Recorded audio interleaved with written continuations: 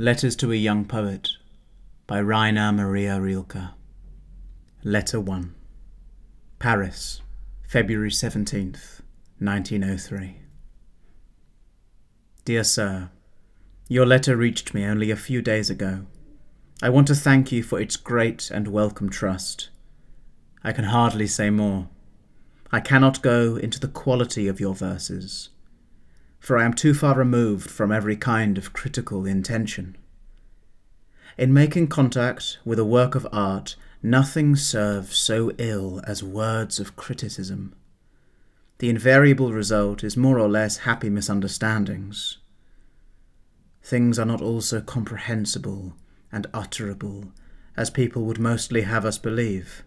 Most events are unutterable, consummating themselves in a sphere where word has never trod, and more unutterable than all are works of art, whose life endures by the side of our own that passes away. Having written this note by way of introduction, may I just go on to tell you that your verses have no individual quality, but rather quiet and hidden tendencies to something personal. I feel this most clearly in the last poem, My Soul, and in the beautiful poem to Leopardi there is perhaps growing up a kind of relationship with that great and solitary man. All the same, the poems are not yet anything in themselves, nothing independent, not even the last one or the one to Leopardi. Your friendly letter which accompanied them did not fail to explain to me a number of deficiencies which I felt in reading your verses, without, however, being able to give a name to them. You ask if your verses are good. You ask me. You have previously asked others. You send them to journals. You compare them with other poems, and you are troubled when certain editors reject your efforts. Now, as you have permitted me to advise you, I beg you to give all that up. You are looking outwards, and of all things, that is what you must now not do. Nobody can advise and help you, nobody. There is only one single means. Go inside yourself. Discover the motive that bids you write. Examine whether it sends its roots down to the deepest places of your heart. Confess to yourself whether you would have to die if writing were denied you.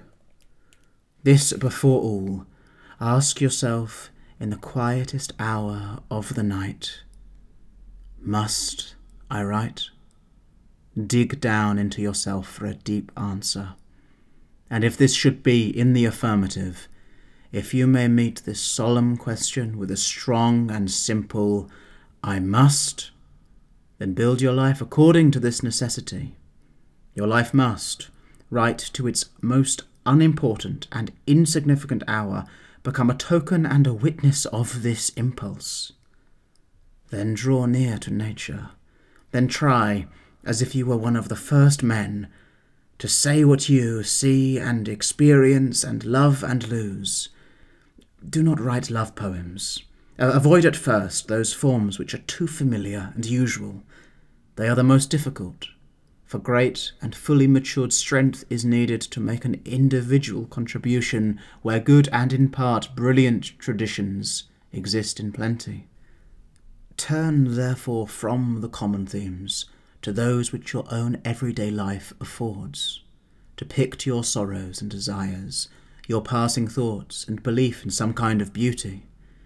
Depict all that with heartfelt, quiet, humble sincerity, and use to express yourself the things that surround you, the images of your dreams and the objects of your memory.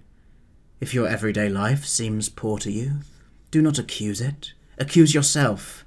Tell yourself you are not poet enough to summon up its riches, since for the Creator there is no poverty and no poor or unimportant place. And even if you were in a prison whose walls allowed none of the sounds of the world to reach your senses, would you not still have always your childhood, that precious, royal richness, that treasure house of memories? Turn your attention there. Try to raise the submerged sensations of that distant past. Your personality will grow stronger. your solitude will extend itself, and will become a twilit dwelling, which the noise of others passes by in the distance. And if, from this turning inwards, from this sinking into your private world, there come verses, you will not think to ask anyone whether they are good verses. You will not attempt either to interest journals in these works, for you will see in them your own dear, genuine possession, a portion and a voice of your life. A work of art is good if it has grown out of necessity. In this manner of its origin lies its true estimate. There is no other. Therefore, my dear sir, I could give you no advice but this, to go into yourself and to explore the depths whence your life wells forth. At its source you will find the answer to the questions whether you must create.